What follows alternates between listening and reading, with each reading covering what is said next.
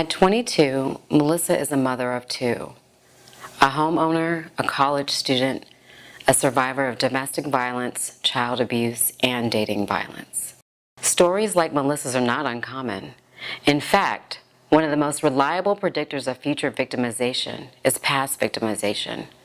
That's why Austin's Children's Shelter and Safe Place merged to form the Safe Alliance.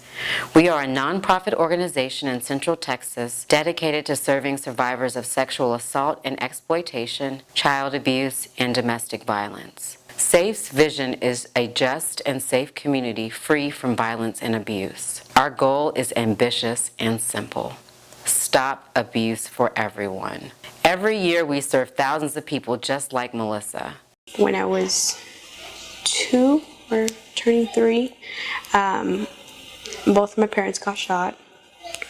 So me and my brother got adopted by my uncle. It was him and his wife. They had 4 kids of their own. And his wife, for some reason, just hated me and my brother. Melissa saw her uncle abuse his wife emotionally and physically. Eventually, Melissa's uncle lost custody of the children and Melissa went to live with her aunt. So she would always constantly do things to us, lock us in a closet. I got locked in a toolbox. It really scared me. I felt like I couldn't breathe. There'd be times I would get sent out to the doghouse and have to stay inside of the doghouse. And then she would sometimes kick us out. Child abuse and exposure to domestic violence are 2 of the most consistent factors associated with future violence. While living with her aunt, Child Protective Services became involved and Melissa was removed from the home. And I went and I bounced around from shelter to shelter to shelter to shelter. Never really got to make friends. I never got to really live a real childhood. I went to probably 10 different high schools. Frustrated with constantly moving around the state, Melissa decided to try things on her own. Having witnessed domestic violence for so much of her life, Melissa found herself pregnant and dating someone who was abusive. And then when I was 4 months pregnant, he ran over me with a car and broke my leg. And I was insisted that I could just, keep working and it'll all work out. But in reality, I was really, really tired. Every day, SAFE sees overlapping forms of violence, and these cycles of violence are difficult to break.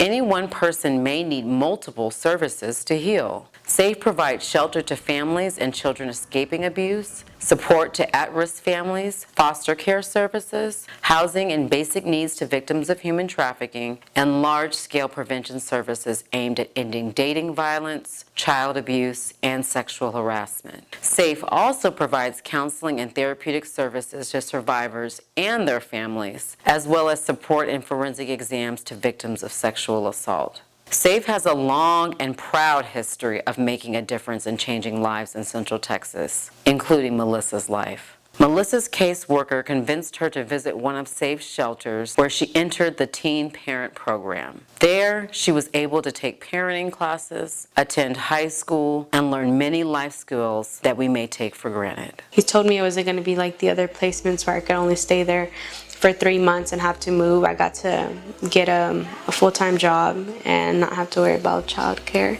So they helped me a lot with that. I was able to get my driver's license and drive legally. So that was great. After that, I got a good job. I bought my own car. From there, I felt like everything was starting to get better. I've seen a lot of positive things. Basically, I was independent. I saved enough money. I got my own apartment. I went to school.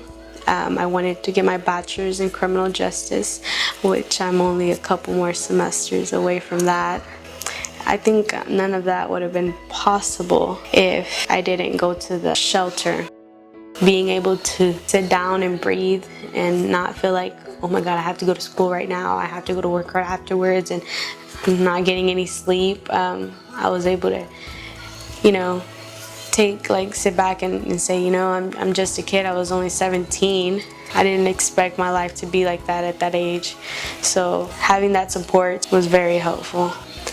I probably wouldn't be here now, and I probably wouldn't be a homeowner. So I'm really glad that I actually decided to stay there and get all the help